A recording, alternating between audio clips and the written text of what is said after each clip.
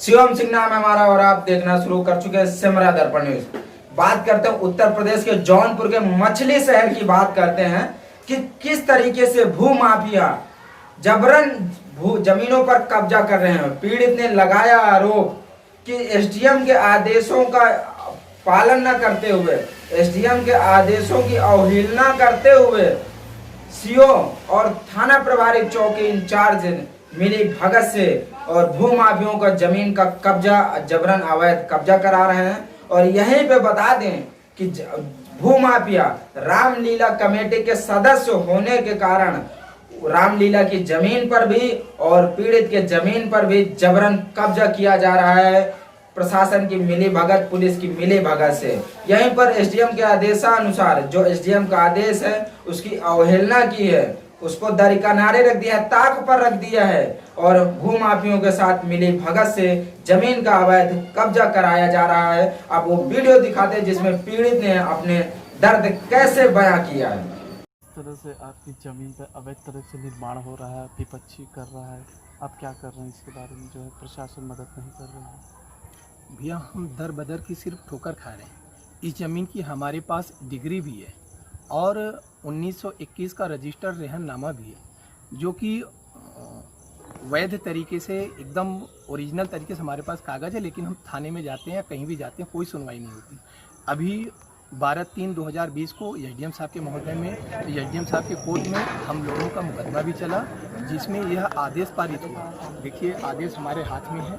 हाँ, यह आदेश पारित हुआ कि विपक्षी वहाँ पे रामलीला का जो टूटा फूटा हिस्सा है उसको सही कर सकते हैं, न कि वहाँ पे कोई नया निर्माण नहीं कर सकते। और कोतवाल साहब जा चुका है, कोई दीवार दरवाज़ा नहीं लगाएंगे जिससे रामलीला मंच का प्रयोग कार्यालय, गोदाम अथवा आवास के रूप में हो सके। लेकिन मौजूदा समय में वहाँ पे पिलर भी गड़ गया, ढलैया भी हो गया, लेकिन कोई कार्रवाई हमारे पक्ष में नहीं हुई। हम सीओ साहब से कहते ही रह गए। उन्होंने कहा यार जाने दो, ऐसा कुछ नहीं, तुम चाहे इधर जाओ चाहे उधर, कोई मतलब नहीं है।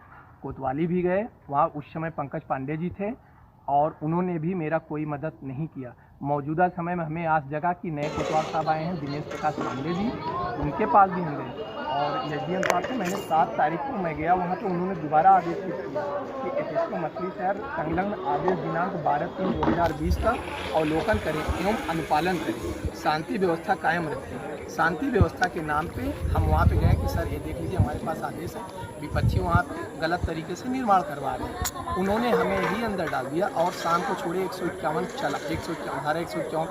चलान कर। उसके बाद हम इधर उधर डीएम एसपी हर जगह गए, लेकिन कोई सुनवाई नहीं हो रही थी, सब कागज़ पूर्ति हो रही थी।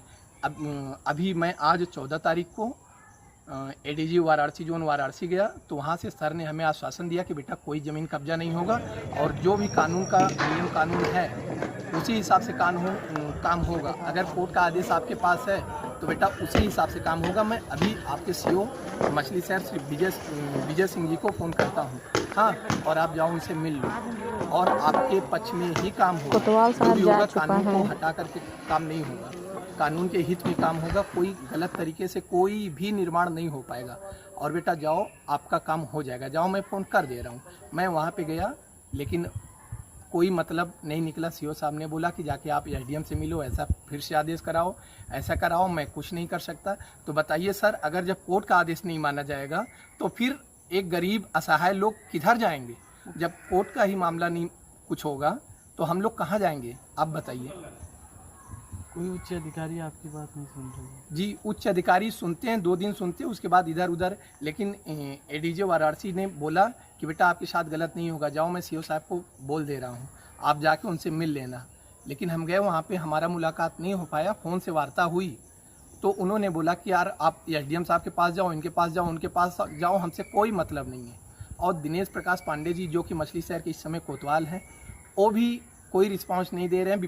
विपक्षीगढ़ उनको एकदम मिला करके रामलीला के आड़ में। आप ही का बिरादर है? नहीं, बिरादरी तो उसमें कई हैं, हाँ, लेकिन सब हिंदू ही हैं, सब हिंदू ही हैं। लेकिन रामलीला के नाम पे वो हमारा ही ज़मीन कब्जा कर रहे हैं, जो कि वो बता रहे हैं विपक्षी की हमारे दादा ने ज़मीन दान दिया था। अब बताइए, उनके दादा ने 1913 में ज़मीन दान दिया। चलिए हम उन्हीं की 1 मिनट के लिए बात मानते हैं। 1913 में उन्होंने ज़मीन को दान दिया और उसी ज़मीन के हिस्से में से उनके पिताजी ने 1983 में बैनामा कर दिया। आप ये बताइए, ये कहाँ का नियम है, कहाँ का कानून है? आप एक बार दान दे रहे हो, फिर उसको बेच रहे हो, फिर आप मेरे ही ज़मीन में आप अपना ज़मीन नपैया करके बता रहे हो ये ज़मीन मेरी है। रामलीला के नाम पे क्यों इतना गलत काम किया जा रहा है? क्यों इतना गलत काम किया जा रहा है? एक असहाय को क्यों इतना ज़्यादा परेशान किया जा रहा है? हम आप लोगों से सर यही रिक्वेस्ट करेंगे कि हमें न्याय मिले।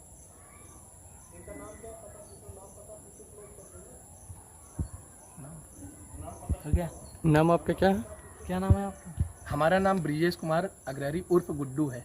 हाँ, पुरानी बाजार मछली शहर जिला जौनपुर का निवासी हूँ और मेरे पिताजी का तबीयत नहीं सही रहता। हाँ, उसी में हम लोग परेशान रहते हैं और ये लोग ज़बरदस्ती हमारी ज़मीन